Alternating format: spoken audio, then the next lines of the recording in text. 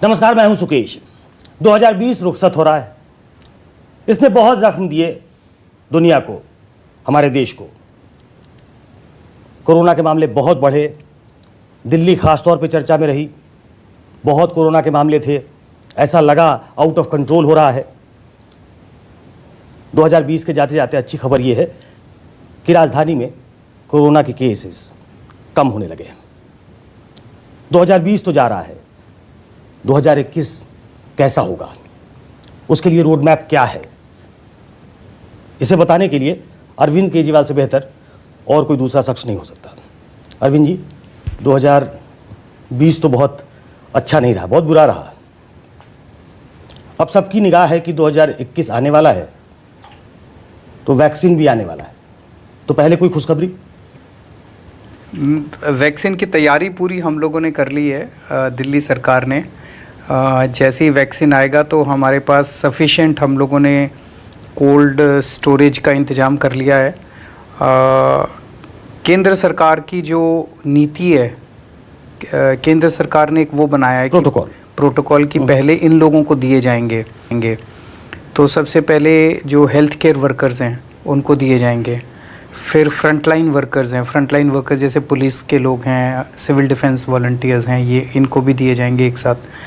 और फिर 50 साल से ज़्यादा उम्र के जो लोग हैं उनको, और जो 50 साल से कम है लेकिन उनको कोमॉर्बिडिटी है उनको दिए जाएंगे। ये सब मिला के 51 लाख बनते हैं। हर आदमी को 2-2 डोज देनी है, तो 1 करोड़ 2 लाख डोज देने का इंतज़ाम करना है। तो उसके लिए सफिशेंट स्टोरेज का, डिलीवरी का, लगाने का सबका इंतज़ाम हम लोगों ने कर लिया है। अब वैक्सीन की इंतज़ार हो रही है। जब केंद्र सरकार वैक्सीन को अप्रूवल देगी और हमें डिलीवरी देगी, हम तुरंत इसको शुरू कर देंगे। एक एक करके थोड़ी क्लैरिटी कर लेते हैं इसमें।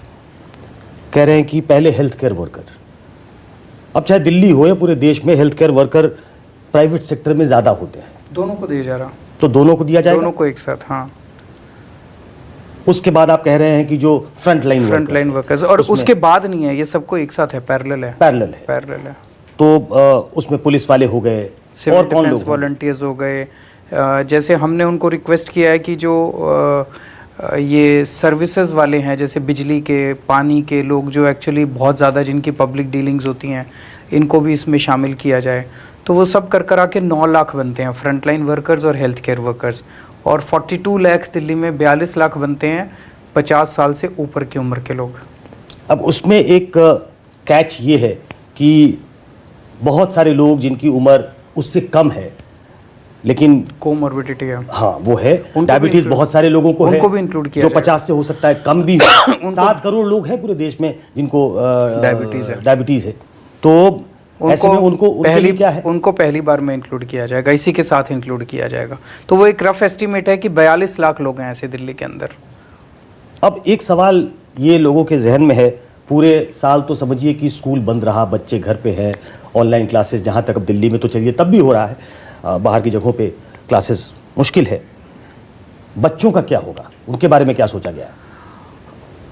देखिए, अभी तक दुनिया भर में जहाँ जहाँ स्कूल और कॉलेज ये सोच के खोल दिए गए कि कोरोना कंट्रोल में आ गया है, वहाँ वहाँ उसके एक्सपीरियंस ख़राब रहे। सबसे पहले इज़राइल में हुआ था। इज़राइल में मई के महीने में कोरोना काफ़ी कंट्रोल में आ गया था और इज़राइल ने अपने स्कूल खोल दिए।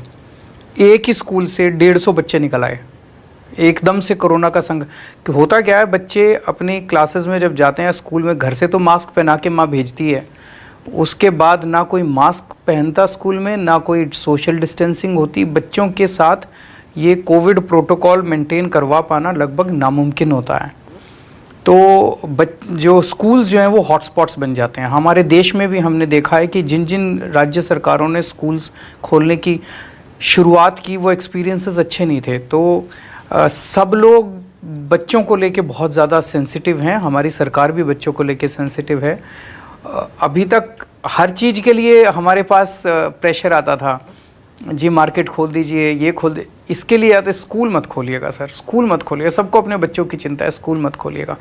जब तक हम पूरी तरह से श्योर नहीं हो जाते कि स्कूल जाना बच्चों के लिए सेफ है, तब तक हम रिस्क नहीं लेना चाहेंगे। मतलब न्यूज़ 24 के दर्शकों को आप ये कह सकते हैं कि जब तक ये वैक्सीन नहीं आ जाता, जब तक वो लगा नहीं दिया जाता, जब तक आप ऐसा अश्योर खुद नहीं हो जाते कि बच्चों का स्कूल जाना सेफ है, स्कूल नहीं खुलेंगे, तब तक हम नहीं खोल पाएंगे। कोई एस्टीमेट ऐसा कि कब तक एस्टीमेट ऐसा देना हो सकता पड़ा, है? अभी तो यही नहीं पता कि वैक्सीन कब तक आएगा।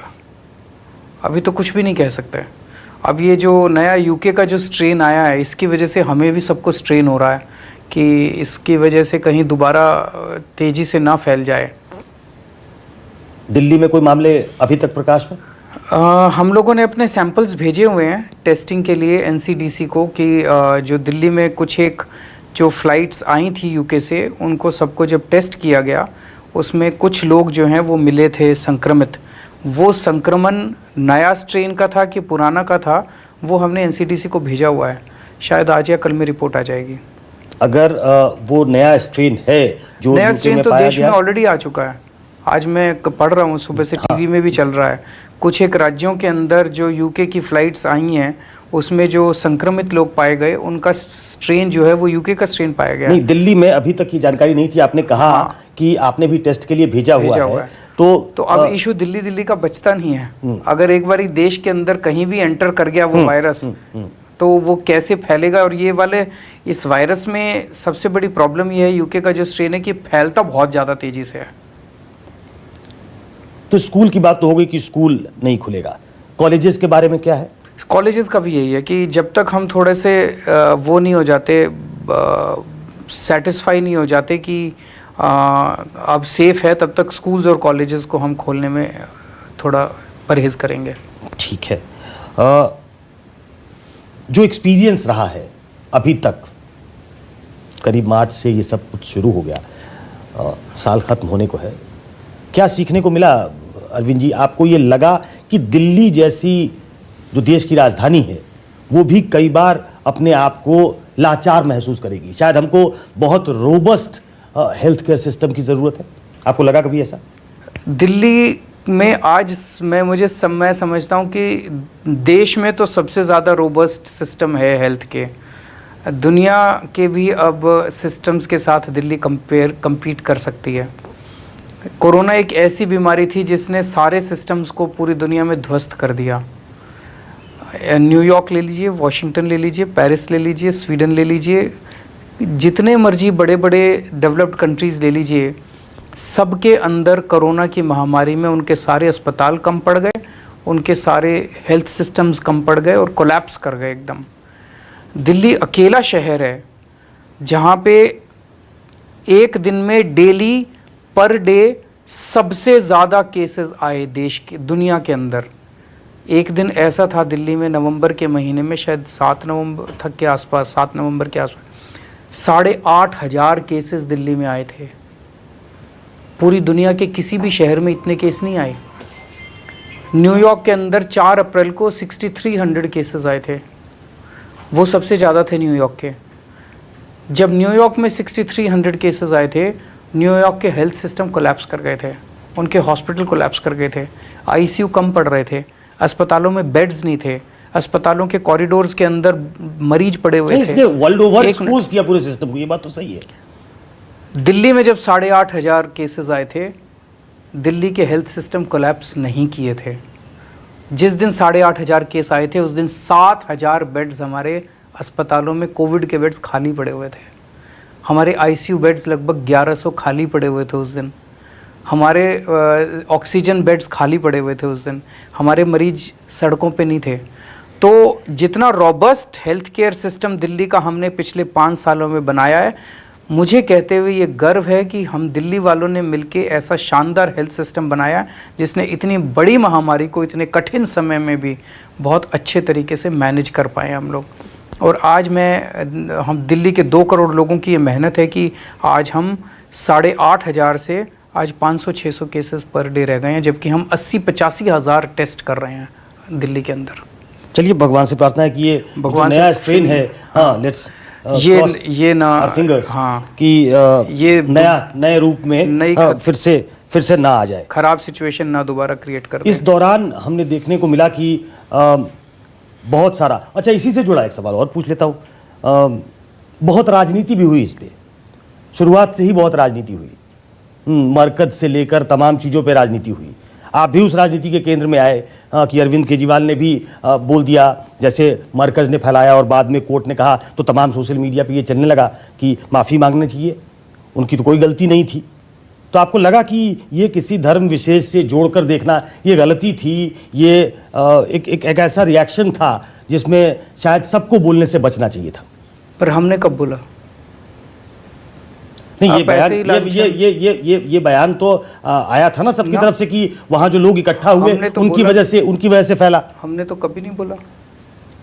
हमने इतना किया था, जब शुरू में दिल्ली में मान लीजिए 100 केस 150 केस निकलते थे, मेरे को एग्जैक्टली याद है 23 मार्च या 22 मार्च के आसपास मैंने खुद रोज प्रेस कॉन्फ्रेंस करनी चालू की थी जनता को बताने के लिए कि आज दिल्ली की क्या सिचुएशन है।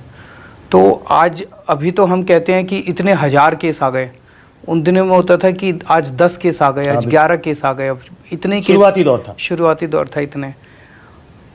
अचानक मरकज़ में जब लोगों की टेस्टिंग करवाई गई तो उसमें केसेस एकदम से 1,500-2 हज़ार केसेस वहाँ के सब लोगों का टेस्ट हुआ तो निकले। तो उसको दिखाने के लिए हम ये कहते थे कि इतने केसेस दिल्ली में और इतने केसेस यहाँ से, मतलब मैं हमेशा मेरी उसके बाद ये होती थी कि अभी कम्युनिटी स्प्रेड नहीं हुआ है। अगर मैं ये कहता कि दिल्ली में 3,000 केस हो गए, मरकज़ के 2-2.5 हज़ार केस और मान लीजिए दिल्ली के 400-500, 3,000 केस हो गए तो जनता में अफरा तफरी फैल जाती। तो हम उसको एक कैटेगरी हमने बना दिया था। हम ये कहते थे भाई 2,500 वहाँ से आए हैं, लेकिन बाकी दिल्ली में इतने हैं, तो अभी कम्युनिटी स्प्रेड नहीं हुआ है, कोई लोगों के बीच में फैला नहीं है, कुछ एक चंद लोगों का इधर उधर है जिसको हमने आइडेंटिफाई कर लिया है। तो लोगों को ये सुकून देने के लिए उल्टा हम ये बताते थे कि उस एक इंसिडेंट की वजह से इतने केस हुए हैं, लेकिन वो अभी फैला नहीं है और बाकी दिल्ली के अंदर इतने केस हैं। हमने कभी भी किसी भी एक सोर्स को, एक अगर सोर्स इसके लिए जिम्मेदार था पूरे उसके लिए, वो था कि विदेशों से जो फरवरी के महीने से केंद्र सरकार ने फ़्लाइट्स चालू की थी, जो सबसे ज़्यादा ऐसे देश थे जहाँ पे सबसे ज़्यादा इटली में, स्वीडन में, जहाँ सबसे ज़्यादा यूके में सबसे ज़्यादा केसेस हो रहे थे, वहाँ के इंडियंस ने सेंट्रल गवर्नमेंट को अप्रोच करना चालू किया कि आप हमें यहाँ से इवैक्यूएट कीजिए, आप हमें यहाँ से वापस अपने देश बुलाइए। तो उनके लिए स्पेशल फ़्लाइट्स चालू की गई। ये स्पेशल फ़्लाइट्स भर के आ रही थी जिसमें बहुत ज़्यादा संक्रमित लोग थे। जब ये भारत में पहुंचती थी फ्लाइट्स, स्क्रीनिंग ठीक से नहीं हुई इनकी, उस टाइम कोई स्क्रीनिंग का प्रोटोकॉल ही नहीं था, किसी को पता ही नहीं था, टेस्टिंग किट ही नहीं थे, टेस्टिंग का कोई प्रोटोकॉल ही नहीं था। ये सब फ्लाइट्स आती थी और सब अपने अपने घर चले जाते थे। 17 मार्च के आसपास शायद पहला वो आया था कि आइसोलेशन कैसे करना है। तो जो 22 मार्च का फाइलों में हमारे है 33,000 लोग तब तक पिछले 1 महीने में दिल्ली आके दिल्ली के अंदर स्प्रेड कर चुके थे। यहाँ से शुरू हुआ था दिल्ली के अंदर कोरोना फैलने का सिलसिला। जब पूरा दौर जो चला अरविंद जी, तो मोस्ट ऑफ द गवर्नमेंट्स वो सेंटर के साथ सेम पेज पे दिख रही थी। आपको इस दौर में जब जो कोविड पे काम हुआ है, तो क्या आपको लगता है कि प्रधानमंत्री ने, केंद्र सरकार ने कोविड के दौरान सराहनीय काम किया, अच्छा काम किया, सेटिस्फैक्ट्री काम किया? मुझे नहीं लगता ये समय है किसी के ऊपर टिक्का टिप्पणी करने के लिए, इसने अच्छा काम किया, उसने ख़राब काम किया, इसने अच्छा काम किया, उसने, मुझे नहीं लगता ये ज़रूरी है।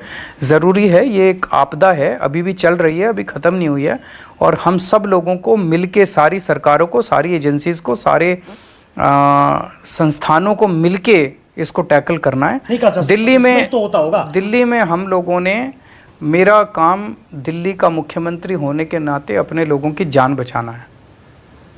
मेरा काम लोगों को सर्टिफिकेट देते हुए घूमना नहीं है कि इसने अच्छा काम किया, उसने ख़राब काम किया, इसने, मेरा काम है, मैंने हमेशा एक ही चीज़ सेंटर के साथ, चूंकि आप कोऑर्डिनेशन के साथ काम करने का है, इसलिए ये पूछा जाएगा कि आप खुद को कैसे असेस करते हैं, केंद्र सरकार के काम को कैसे असेस करते हैं? सबने अच्छा काम किया, सारी राज्य सरकारों ने अच्छा काम किया, सारी संस्थाओं ने अच्छा काम किया, सारे अस्पतालों ने अच्छा काम किया, सारे डॉक्टर्स ने अच्छा काम किया, सारे नर्सेज ने अच्छा काम किया, सारे कोरोना वॉरियर्स ने अच्छा काम किया, सब ने अच्छा काम किया और आगे अच्छा काम करते रहें। मेरा देश इसी तरह से आगे बढ़ता रहे, हमारे लोग स्वस्थ रहें, ये मेरी कामना है। अब थोड़ी राजनीति की बात कर लेते हैं। आपका इंटरेस्ट भी है उसमें आजकल, राजनीति में भी आप दूसरे प्रदेश में पाँव फैलाने में लगे। आपने कहा सबने अच्छा काम किया, तो यहीं से शुरू कर देते हैं कि सबसे ज़्यादा हमला तो आप योगी आदित्यनाथ सरकार पे कर रहे हैं कि जो कोविड के दौरान जो खरीद हुई, जो ऑक्सीजन के मीटर्स लिए गए और तमाम जो दूसरे इक्विपमेंट्स लिए गए हैं, उसमें बड़ा घोटाला हुआ है। नहीं, वो हमारे ऊपर आरोप लगा रहे हैं।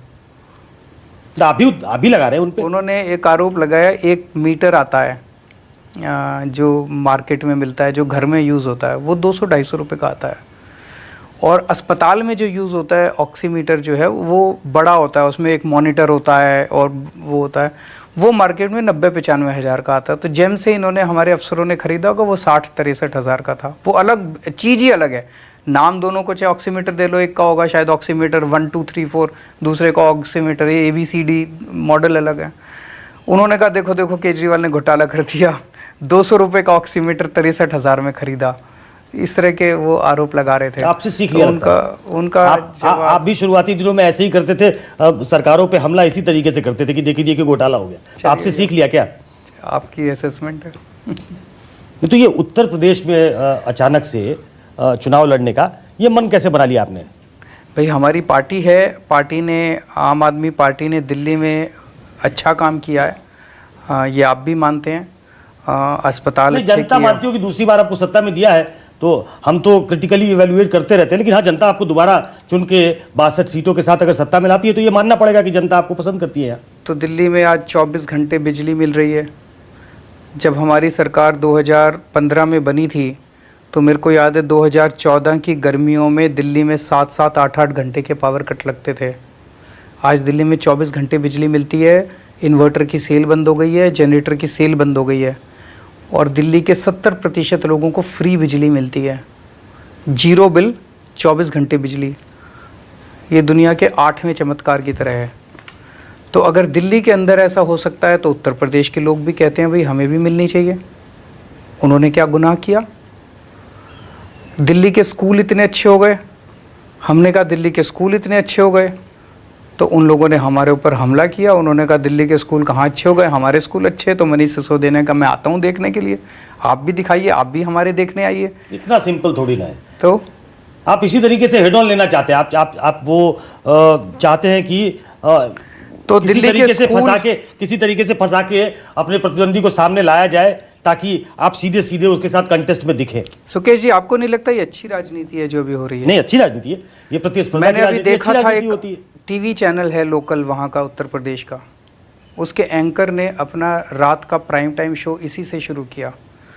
उसने कहा मैं 30 साल से पत्रकारिता कर रहा हूँ, लेकिन आज मुझे बड़ा सुखद अनुभव ये हुआ कि आज तू मैं स्कूलों के ऊपर हुई है, आज राजनीति स्कूलों के ऊपर हुई है। ये पार्टी भी स्कूलों की बात कर रही है और वो पार्टी भी स्कूलों की बात कर रही है। अच्छी चीज़ है। राजनीति अगर अच्छे मुद्दों पे हो तो देश तरक्की करेगा, और राजनीति अगर केवल धर्म और जाति पे हो तो देश पिछड़ा होगा। नहीं, इन तो मुद्दों पे, स्कूलों के ऊपर चाहिए। मैं इसको वेलकम करता हूँ। मान लीजिए एक राज्य की सरकार कहती है कि हमारे स्कूल अच्छे, दूसरे राज्य की सरकार कहती है कि हमारे ज़्यादा अच्छे। मैं तो चाहूँगा कि ये सरकार का मंत्री इधर जाए, वो सरकार का मंत्री उधर जाए, दोनों एक दूसरे के स्कूल देखें, सीखें और अपने अपने को सुधारें। बिल्कुल कम्पीट करना चाहिए, कम्पीट करना चाहिए। ये देश के लिए अच्छी चीज़ होगी। तो उसी दिशा में हम डिबेट को ले जाना चाहते हैं और उसी दिशा के अंदर हम राजनीति को ले जाना चाहते हैं। अब अगर दिल्ली के अंदर इतनी अच्छी बिजली है, इतने अच्छे स्कूल हो गए, इतना रोबस्ट हेल्थ केयर सिस्टम बनता जा रहा है, तो बाकी देश के लोगों को भी तो इच्छा है ना कि हमारे राज्य के अंदर भी इस किस्म की सुविधाएं मिलनी चाहिए। या तो उनकी सरकारें दे दे, और नहीं तो वो अपनी सरकारों को पलट के आम आदमी पार्टी की सरकार लाएंगे। वहाँ की सरकार या बाकी प्रदेशों की सरकार ये कहती है कि दिल्ली की भौगोलिक स्थिति, दिल्ली जहाँ स्थित है वो एक मतलब देश की राजधानी है अब उसकी तुलना आप दूसरे प्रदेशों से नहीं कर सकते। ये बड़ा कन्वीनियंटली अरविंद केजरीवाल चूज कर लेते हैं और हमारी सरकारों पे हमला करते हैं। ये तो बड़ा कन्वीनियंट एक्सक्यूज है। अरे उनकी तो परिस्थिति बड़ी अच्छी है। हमारे यहाँ भी 7-8 घंटे के पावर कट दिल्ली में भी लगते थे। हमारे से पहले वाली कांग्रेस और बीजेपी की सरकारों ने दिल्ली क्यों नहीं सुधार ली? अगर दिल्ली सुधारना इतना ही आसान होता तो। उत्तर प्रदेश की सरकार कहती है कि हमारे तो 24 करोड़ लोग जनसंख्या है, दिल्ली में तो 2 करोड़ हैं। जो 2 करोड़ संभाल सकते हैं वही 24 करोड़ संभाल सकते हैं। 24 करोड़ वैसे ही हवा में नहीं संभलते। अगर हमने 2 करोड़ संभाल लिए तो हम 24 करोड़ को संभालने की भी, अगर हमने 1000 स्कूल ठीक कर लिए तो हम 1.5 लाख स्कूल भी ठीक कर लेंगे। हमें आता है करना, उनको आता नहीं है करना, या उनकी नीयत नहीं है करने की। मनीष सिसोदिया की तरह आप भी जाने वाले तो नहीं है वहाँ? समय आएगा हम भी जाएंगे, सब जगह जाएंगे। मतलब ताकत से चुनाव लड़ना चाहते हैं वहाँ? जरूर लड़ेंगे। जनता चाहती है। जनता दिल्ली के अंदर हर राज्य की जनता रहती है। दिल्ली के अंदर उत्तराखंड के लोग रहते हैं, दिल्ली के अंदर उत्तर प्रदेश के लोग रहते हैं। अभी इस कोरोना काल के दौरान मेरे पास कितने लोग आए, बोले सर जैसे दिल्ली के अंदर बिजली जीरो है, बिजली के बिल जीरो है, आप उत्तर प्रदेश में आइए हमारे यहाँ भी कीजिए। मैंने कहा हम कैसे चुनाव लड़ेंगे, हमारे पास तो पैसे ही नहीं है। बोले आप आइए तो सर वहाँ पे इतना आपकी डिमांड है कि वहाँ जनता चुनाव लड़ेगी। दिल्ली में भी जनता ही लड़ी थी, हमारे पास कहाँ पैसे थे। अन्ना आंदोलन से निकले थे, हमारे पास तो ढेला नहीं था। जनता चुनाव लड़ी थी, जनता जीती थी। उत्तर प्रदेश की जनता चाहेगी कि आम आदमी पार्टी आए तो आम आदमी पार्टी आएगी, नहीं चाहेगी तो नहीं आएगी। नहीं, ये आपको ऑब्जर्व करने वाले ये बताते हैं कि दिल्ली में तो ये सरकार चला ले गए, दोबारा जीत के भी आ गए, लेकिन पंजाब में इन्होंने अच्छा परफॉर्म किया। आपने उसको डिफीट की तरह लिया, लेकिन दरअसल वो विक्ट्री थी कि आपने एक स्टैब्लिश्ड को वहां से हटा दिया, विपक्ष का नेता आपका चुना गया, आपकी अच्छी परफॉर्मेंस थी। लेकिन उसके बाद ऐसा लगा कि पंजाब की राजनीति से धीरे धीरे आप खत्म से हो गए। ऐसा नहीं है, वो कुछ समस्याएं आई पार्टी के अंदर, उनको सॉल्व कर लिया गया। अब पार्टी दोबारा अच्छे रिन्यूड तरीके के साथ तैयारी कर रही है। और मौका मिल गया आपको, ये अभी किसान आंदोलन भी चल रहा है तो उसमें थोड़ा, इसको मौका कहा जाए तो अच्छा शब्द नहीं है। मुझे लगता है कि किसानों की समस्या है। 70 साल से इस देश के किसानों का केवल और केवल शोषण किया है। सभी पार्टियों ने, किसानों ने केवल और केवल शोषण बर्दाश्त किया है। हर पार्टी चुनाव के पहले कहती है किसानों का लोन माफ़ करेंगे, किसी ने नहीं किया। हर पार्टी चुनाव के पहले कहती है कि आपके बच्चों को नौकरी देंगे, किसी ने नहीं दी। अब जो किसान के पास खेती बची है, उस खेती को छीन के ये कुछ चंद पूंजीपति घरानों को देना चाहते हैं, तो किसान जाएगा कहाँ? आज ये किसान की, मैं एक्चुअली सोच रहा था, आप सोचिए आज इतनी ठंड पड़ रही है, 2 डिग्री 1 डिग्री तापमान है रात को। ऐसे में रात को खुले आसमान के नीचे खुली सड़क पे सोना कोई हंसी खेल है? क्यों सो रहे हैं? इनको कोई मजा थोड़ी आ रहा है। इनके सर्वाइवल पे बनाई है। प्रधानमंत्री एक मिनट सुनिए। प्रधानमंत्री आप लोगों पे आरोप लगाते हैं ना। प्रधानमंत्री आपको मेरा इंटरव्यू लेना है कि आपको अपना? नहीं, बीच बीच में मुझे पूछना भी तो पड़ेगा। बीच में टोकिए मत, टोकना ठीक नहीं है, गलत बात है। मुझे पूरी बात बोलने दीजिए। नहीं, प्रधानमंत्री के राइटर के साथ बता दीजिएगा। प्रधानमंत्री का जो भी राइट है मेरा राइट है। अगर आप प्रश्न पूछेंगे मुझे बोलने का अधिकार है। प्रधानमंत्री के सवाल राइटर के तौर पे लीजिए, आप अपना लिख लीजिए, कागज पेन ले लीजिए। अगर बीच में कुछ आपका मन करे, दिमाग में अंकित है, दिमाग में अंकित है तो लिख लीजिए, बीच में मत टोकिए। वो मेरा भी बोलने का वो थॉट प्रोसेस खत्म हो जाता है और मैं जनता को अपनी बात नहीं कह पाता। चैनल आपका है, आप तो 24 घंटे अपने चैनल पे बोल ही सकते हैं। आप जो मर्जी बोल लीजिए अपने चैनल पे। आपने मुझे इनवाइट किया है एज अ गेस्ट, तो आप मुझे बोलने का मौका दीजिए। नहीं, बोलिए। मैं तो प्रधानमंत्री की बात से प्रधानमंत्री से इतने ज्यादा क्यों एक्साइटेड हो रहे हैं प्रधानमंत्री से कि आप मेरे को बीच में टोक रहे हैं? आप प्रधानमंत्री की बात भी कर लीजिएगा। इसके प्रधानमंत्री हैं, उन्होंने आप लोगों पे आरोप लगाया कि आप भड़का रहे हो। उसके बाद पूछ लीजिएगा ना, मेरी बात तो पूरी कर लीजिए, दीजिए। चलिए इसके साथ ही जवाब दे दीजिए उसका। सो मेरा अपना ये कहना है कि आज किसान इतना ज़्यादा रोष में इस वजह से है, इतना ज़्यादा संघर्ष इस वजह से कर रहा है। अभी तक 40 से ज़्यादा लोगों की, 40 से ज़्यादा किसानों की शहादत हो चुकी है। वहाँ पे लोग अपनी जान दे रहे हैं। वो किस लिए दे रहे हैं? कोई शौक़ नहीं है किसी को, अपना घर बार छोड़ के, पिंड छोड़ के आए हुए हैं यहाँ पे। तो इसीलिए है क्योंकि सर्वाइवल का है। अगर अभी भी इन्होंने लड़ाई नहीं लड़ी तो ये खेती भी चली जाएगी, इनके पास कुछ नहीं बचेगा। तो ऐसे में मेरा तो अपना ये मानना है कि सारे देश को किसानों का साथ देना चाहिए। कुछ चंद लोग या तो राजनीतिवश या गलत फहमी में पूंजीपतियों का साथ दे रहे हैं, बाकी सारा देश इन किसानों के साथ खड़ा है। मैं उम्मीद करता हूं, आपके चैनल के ज़रिए आज केंद्र सरकार से अपील करना चाहता हूं कि कल आपकी बैठक है किसानों के साथ। अब इन तीनों कानूनों को अपनी ज़िद छोड़े केंद्र सरकार, अहंकार छोड़े और तीनों कानूनों को वापस लेके और इनका संघर्ष खत्म कराए। अब बताइए प्रधानमंत्री जी क्या कहना चाह रहे हैं? प्रधानमंत्री ये कहना चाह रहे हैं, वो आप जैसे जो राजनीतिक दल हैं उन पे आरोप लगा रहे हैं, खासतौर पे मुझे लगता है कांग्रेस उनके निशाने पे है, क्योंकि कांग्रेस ने बहुत दिन तक शासन किया है, कि वो भ्रम फैला रहे हैं। उन्होंने कभी मंडी खत्म करने की बात नहीं की, उन्होंने कभी ज़मीन कोई ले जाएगा इसकी बात नहीं की, न कानून में लिखा गया है ऐसा कुछ।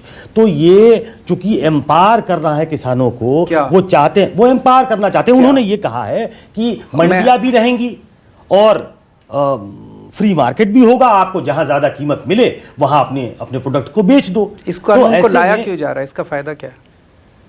यही तो फायदा बता रहे हैं कि वो एम्पावर करना चाहते हैं किसानों को, और आप जैसे लोग राजनीति की खेती कर रहे हैं और इसलिए भड़काते हैं उनको। तो मैं आप ही से पूछ लेता हूँ, मैं तो अनपढ़ आदमी हूँ, मैं तो अनभिज्ञ आदमी हूँ। आप बता दीजिए आपके चैनल के जरिए इस कानून के क्या क्या फायदे हैं? नहीं, ये तो प्रधानमंत्री लगातार बता रहे हैं, मैं तो प्रधानमंत्री की बात पूछ रहा हूं। प्रधानमंत्री जी से पूछ लीजिए ना। प्रधानमंत्री ये कहते हैं कि उन्होंने डेलिबरेट किया, पिछले कुछ साल से जो कितने कमीशन बने उन सब ने, और कांग्रेस भी इसी रास्ते पे जा रही थी और उसी रास्ते को वो आगे बढ़ाना चाहते हैं, क्योंकि वो किसानों को एम्पावर करना चाहते हैं, उनको ज़्यादा शक्ति देना चाहते हैं, उनके हाथ में ज़्यादा पैसे हो ये इंतज़ाम करना चाहते हैं। तो इससे कैसे किसान को कैसे शक्ति मिलेगी, कैसे ज़्यादा पैसा आएगा, थोड़ा समझा दीजिए।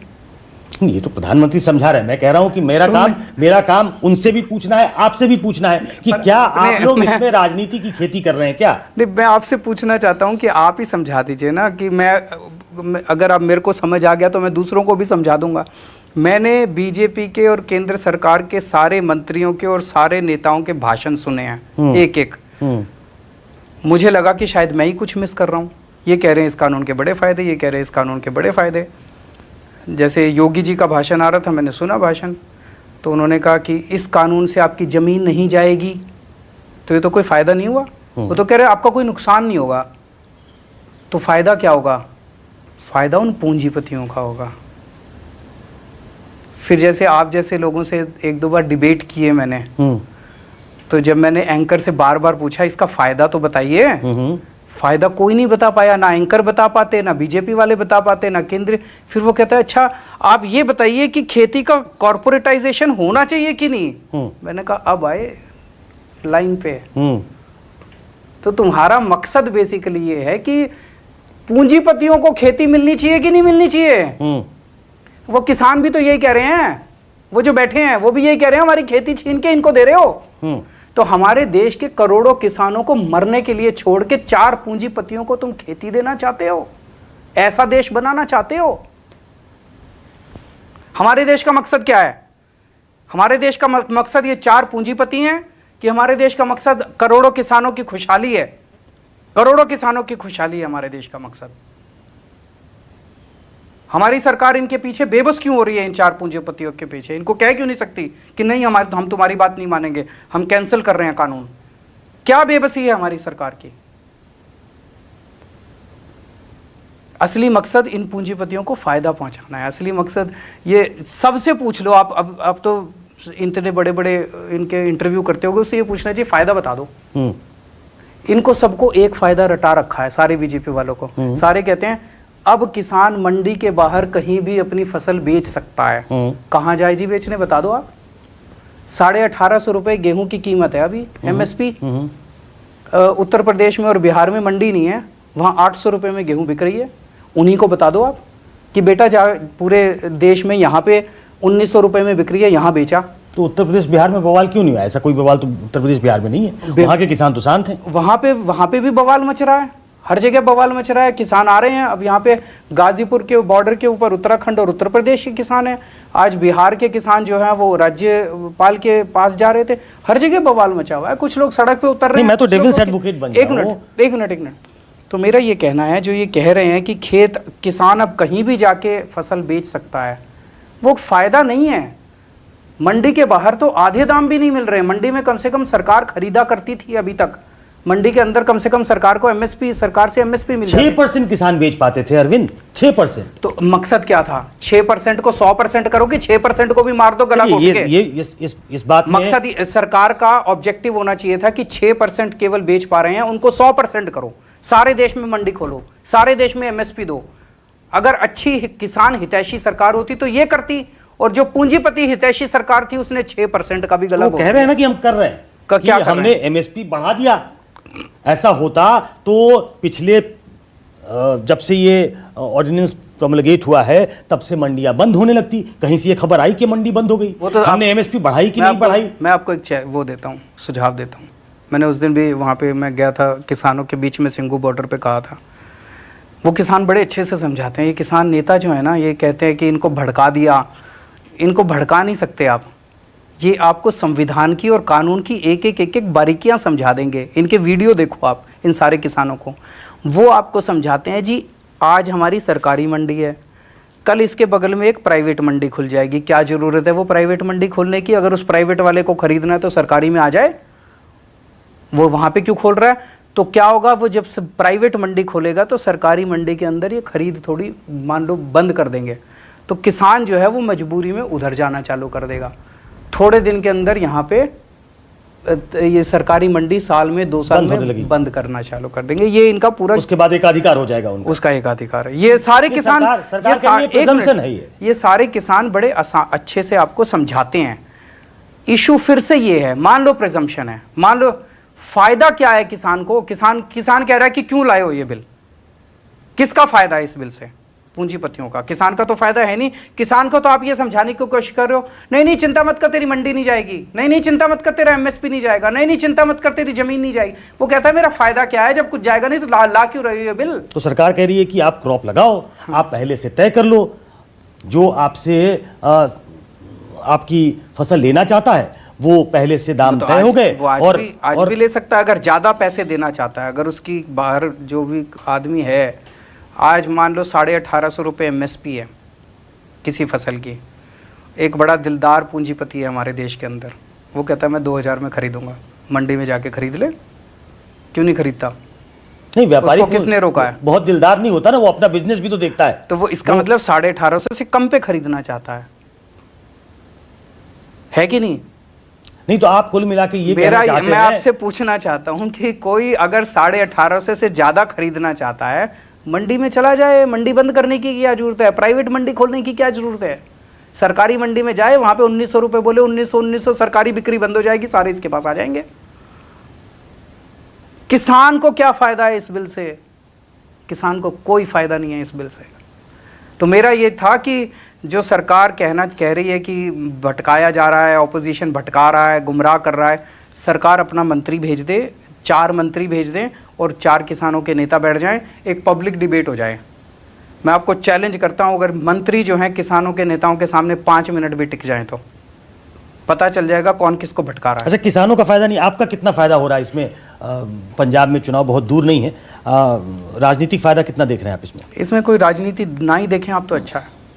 नहीं, मैं तो मुझे तो देखना मजबूरी है मेरी, क्योंकि खुली आंखों से अगर आप देखें तो साफ समझ में आता है कि इसमें हर दल राजनीति करेगा, क्योंकि राजनीतिक दल राजनीति करते हैं। अब आप अन्ना आंदोलन वाले अरविंद केजरीवाल नहीं है, आप आम आदमी पार्टी जिसकी दिल्ली में सरकार है, जो पंजाब में भी चुनाव लड़ चुकी है जी, जो वहाँ एक अपोजिशन पार्टी के तौर पे है, तो राजनीति तो आप करना चाहते हैं। तो ये आपको पॉलिटिकल डिविडेंड कितना दे रहा है अभी तक?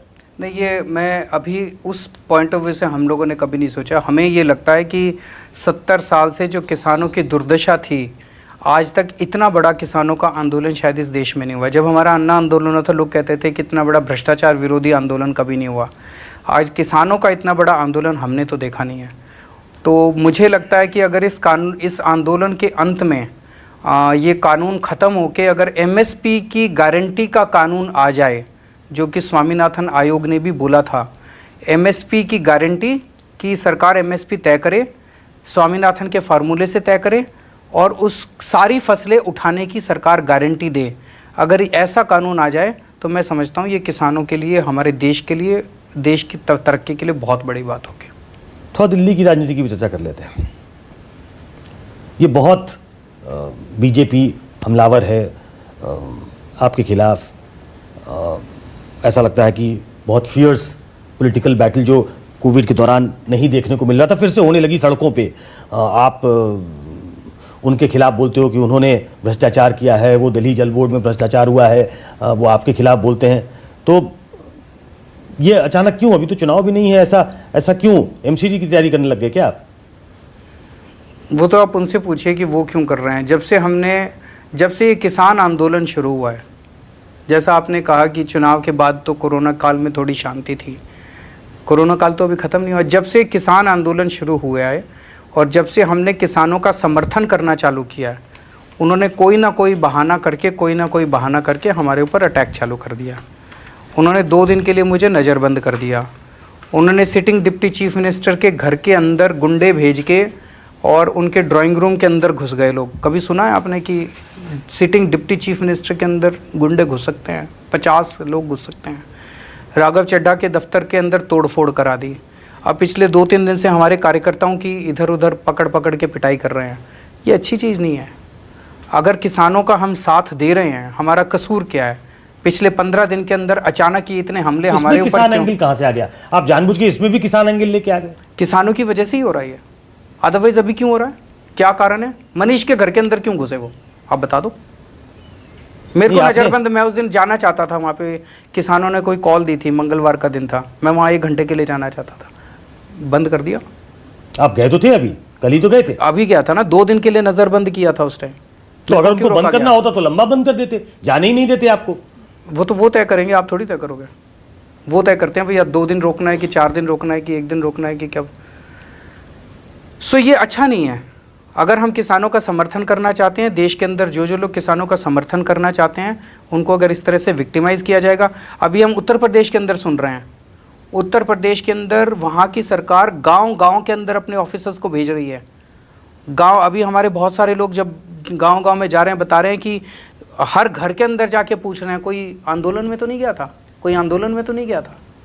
दिल्ली नहीं, हर जगह ये एक तरह से शुरू किया जा रहा है कि जो आंदोलन में जाए उसको पकड़ के प्रताड़ित करो।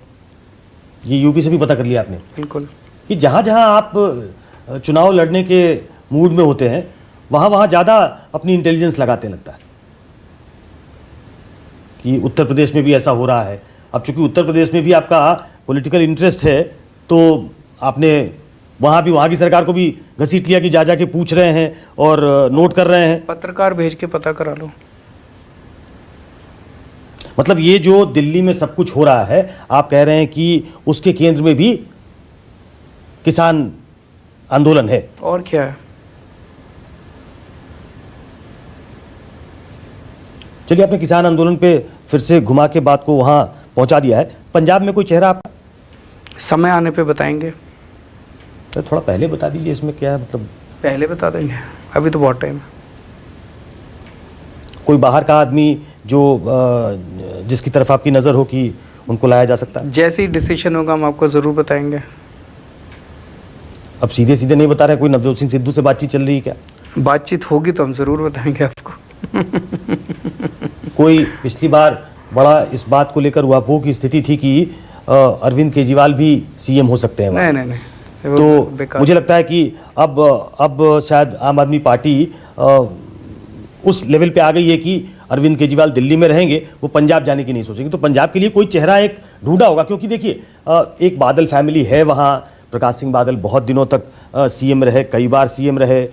एक अमरिंदर सिंह है। आपके पास कोई चेहरा नहीं है वहाँ, तो आपको चेहरे की कमी महसूस होती है वहाँ? समय आने पे बताएंगे। मैंने आपको बोला अभी तो 1.25 साल है चुनाव का। अभी किसान आंदोलन के बीच में सब लोग बिजी हैं। अभी इस बारे में कोई सोच भी नहीं रहा है। अभी इस आंदोलन से कैसे समाधान निकले उसी के बारे में सब लोग सोच रहे हैं। एक आखिरी सवाल, चूंकि मैं नोएडा में रहता हूँ, तो मैं ज़रा लौट के वैक्सीन की तरफ जाना चाहता हूँ। एक आखिरी सवाल कि जब भी वैक्सीन लगना शुरू होगा तो उसमें क्या एनसीआर के लोग भी दिल्ली में वैक्सीन लगवा सकेंगे? उनके लिए स्टेट वाइज होगा। दिल्ली के लोग दिल्ली में, गुड़गांव वाले हरियाणा में, नोएडा गाजियाबाद वाले यूपी में। चलिए, बहुत धन्यवाद। ये थे अरविंद केजरीवाल, जिनसे विस्तार से चर्चा हुई वैक्सीन को लेकर, राजनीति को लेकर। अब पांव पसारने लगे हैं उत्तर प्रदेश, पंजाब में पहले से हैं, तो थोड़ी और गर्मी आए तो फिर एक आध बार बात करने की कोशिश करेंगे। और इस बीच होगी और भी शख्सियतों से मुलाकात। तब तक के लिए नमस्कार।